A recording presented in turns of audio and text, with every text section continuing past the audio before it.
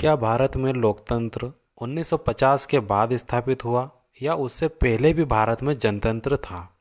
अगर प्रारंभिक जनतंत्र की बात करें तो वैदिक काल में जब सर्वप्रथम एक केंद्रीय सत्ता की स्वीकार्यता हुई। जो पहले आर्य खानाबदोश थे वे अब एक जगह निवासित होकर खेती करने लगे और एक व्यक्ति जिसे राजन कहा जाता था उसे अपनी रक्षा के लिए उपहार में कुछ सामग्रियां देने लगे।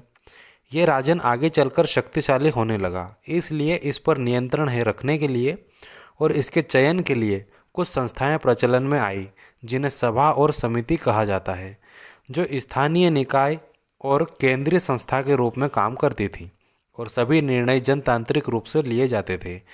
इनमें सभा और समिति के अलग अलग कार्य थे, तो हम अलग अलग इन्हें देखते हैं। सभा सभा शब्द ऋग्वेद में 8 बार और अथर्ववेद में 17 बार आया है। सभा का अर्थ है मीटिंग हॉल या सभा कक्ष या एक साथ चमकते हुए लोगों का समूह।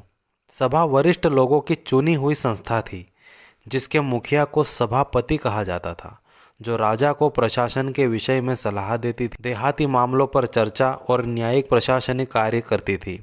सभा में सभापति या सभावती नामक महिलाएं होती थी, जो उत्तर वैदिक काल में महिला प्रवेश बंद हो गया। अर्थात वैदिक काल में सभा में महिलाएं भी शामिल थी और उत्तर वैदिक काल आते आते महिलाओं का प्रवेश सभा में बंद हो गया। सभा प्रारंभ में एक परामर्शदात्री संस्था थी जिसकी शक्ति आगे चलकर बढ़ती गई। समिति को देखें तो वहीं समिति एक जनतांत्रिक संस्था थी। ये सामान्य ग्रामीणों की संस्था थी जो राजा का चयन करती थी और विभिन्न विषयों पर राजा पर नियंत्रण रखती थी।